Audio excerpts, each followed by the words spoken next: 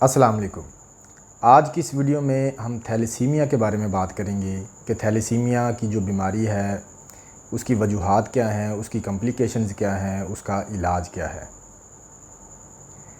तो वीडियो शुरू करने से पहले मेरी आपसे रिक्वेस्ट है कि अगर आपने मेरे यूट्यूब का चैनल सब्सक्राइब नहीं किया हुआ तो इसे सब्सक्राइब करें, साथ में बेल के आइकन को प्रेस करें ताकि मेरी इस तरह की इन्फॉर्मेटिव वीडियोज़ आपको मिलती रहें। तो नाजरीन, हम बात कर रहे थे थैलेसीमिया की। थैलेसीमिया एक ख़तरनाक बीमारी है, एक ऐसा जेनेटिक डिसऑर्डर है जो कि पेरेंट्स अपने बच्चों में शिफ्ट करते हैं। यानी कि ये ऐसी बीमारी है जो कि वालिदैन से बच्चों में मुंतकिल होती है। इस बीमारी की अलामात ये हैं कि बच्चे की पैदाइश से 6 माह की उम्र तक पहुंचने तक बच्चे को आहिस्ता आहिस्ता खून की कमी हो जाती है, जिस्म में खून बनना रुक जाता है। बच्चे की तिल्ली और जिगर बढ़ना शुरू हो जाते हैं। बच्चे के चेहरे के जो खदोखाल हैं, बच्चे के चेहरे की जो शेप है वो चेंज हो जाती है। बच्चे को खून की कमी होने की वजह से बच्चा थका थका रहता है, चिड़चिड़ा रहता है, भूख नहीं लगती, बच्चा कमज़ोर होना शुरू हो जाता है।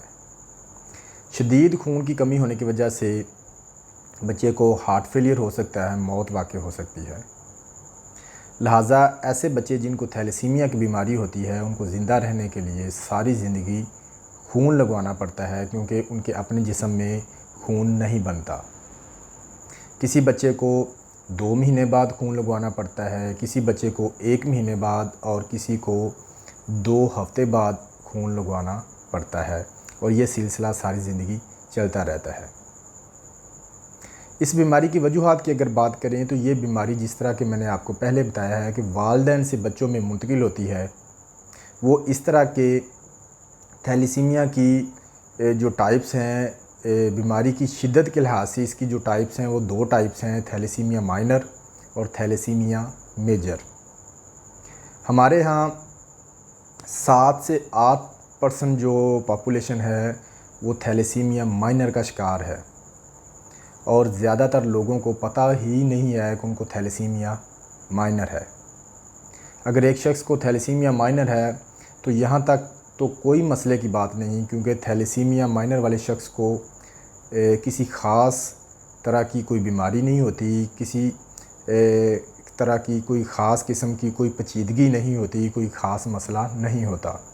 लेकिन ऐसा शख्स जिसको थैलेसीमिया माइनर है, उसकी शादी किसी ऐसे पार्टनर से हो जाए जिसे भी थैलेसीमिया माइनर हो, तो फिर आने वाला जो बच्चा है, पैदा होने वाले बच्चे में 25% चांसेस हैं कि वो थैलेसीमिया मेजर बोर्न होगा, 50% चांसेस हैं कि वो थैलेसीमिया माइनर बोर्न होगा, और 25% चांसेस हैं कि बच्चा बिल्कुल नॉर्मल पैदा हो। तो अगर खुदा ना खास्ता बच्चा थैलेसीमिया मेजर के साथ बोर्न हुआ तो फिर उसे ज़िंदा रहने के लिए सारी ज़िंदगी खून लगवाना पड़ेगा। बार बार खून लगवाने से जिस्म में आयरन के लेवल्स बढ़ जाते हैं और उसकी अपनी कॉम्प्लिकेशंस होती हैं, जिसकी वजह से आयरन कम करने वाली अद्वियात का भी इस्तेमाल करना पड़ता है। इसके अलावा बार बार खून लगने से बहुत सारी ऐसी बीमारियां जो खून की मुंतकिली से एक दूसरे में शिफ्ट होती हैं, जिस तरह के हेपेटाइटिस बी, सी, HIV वगैरह, तो इस तरह की बीमारियां लगने का रिस्क भी मौजूद होता है। थैलेसीमिया के इलाज की बात करें तो इस बीमारी का कोई ख़ास परमानेंट इलाज मौजूद नहीं है। इसका जो न्यू लेटेस्ट ट्रीटमेंट है वो है, जिस पर आजकल काम हो रहा है, वो है बोन मैरो ट्रांसप्लांट। ये इलाज पाकिस्तान में भी शुरू हो चुका है, लेकिन ये बहुत ही कॉम्प्लिकेटेड और बहुत महंगा इलाज है, और इस इलाज की कामयाबी की कोई ज़्यादा परसेंटेज भी नहीं है। बोन मैरो अगर 2 से 4 साल की उम्र में करवा लिया जाए तो फिर कामयाबी के चांसेस ज़्यादा होते हैं। इस बीमारी का जो बेस्ट क्योर है, जो सही इलाज है, वो ये है कि इस बीमारी से बचा जाए और इस बीमारी को होने ही ना दिया जाए।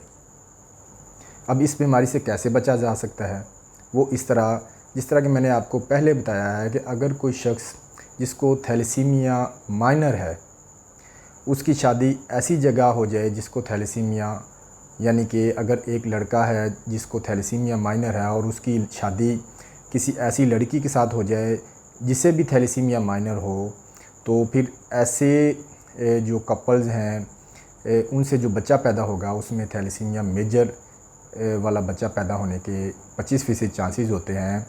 तो बेहतर ये है कि इस बीमारी से बचने का हल ये है कि अगर एक ख़ानदान में थैलेसीमिया की बीमारी चल रही है और एक ऐसा शख्स जिसको थैलेसीमिया माइनर है, उसकी शादी किसी ऐसी लड़की के साथ या ऐसी लड़की जिसको थैलेसीमिया माइनर है उसकी शादी किसी ऐसे लड़के के साथ ना की जाए जिसको भी थैलेसीमिया माइनर हो।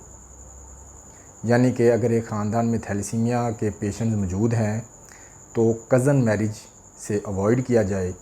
अगर ख़ानदान में शादी करना बहुत ज़रूरी है तो उसके लिए ज़रूरी ये है कि लड़का और लड़की दोनों के ब्लड टेस्ट करवाए जाएं। उसके लिए एक ब्लड टेस्ट होता है जिसे HB इलेक्ट्रोफोरेसिस कहा जाता है। वो टेस्ट करवा कर देखा जाए कि लड़का या जो लड़की है उसे थैलेसीमिया माइनर तो नहीं है। अगर लड़का या लड़की में से किसी एक को थैलेसीमिया माइनर हो तो फिर शादी हो सकती है, फिर कोई मसला नहीं। लेकिन अगर दोनों को थैलेसीमिया माइनर हो तो फिर इनकी आपस में शादी ना की जाए। तो इसके लिए बेहतर यही है, पेरेंट्स के लिए एडवाइस है कि वो जब भी अपने बच्चों की शादी करें तो उससे पहले उनका एक ब्लड टेस्ट HB इलेक्ट्रोफोरेसिस वो लाजमी करवाया करें। उससे पता चलता है कि बच्चे में थैलेसीमिया माइनर की कोई शिकायत तो नहीं। अगर थैलेसीमिया माइनर हो तो लड़की का भी टेस्ट करवा कर देखा जाए। अगर दोनों में थैलेसीमिया माइनर हो तो शादी ना की जाए। अगर लड़का या लड़की में से किसी एक को थैलेसीमिया माइनर हो तो फिर शादी की जा सकती है। ये है वो तरीका जिस पर अमल करके थैलेसीमिया की जो बीमारी है उसकी रोकथाम मुमकिन बनाई जा सकती है। मैं उम्मीद करता हूँ ये वीडियो आपके लिए इन्फॉर्मेटिव होगी। मज़ीद इस तरह की वीडियोस देखने के लिए मेरा यूट्यूब का चैनल विज़िट करें। आपसे मुलाकात होगी किसी और वीडियो में नए टॉपिक के साथ। अल्लाह हाफ़िज़।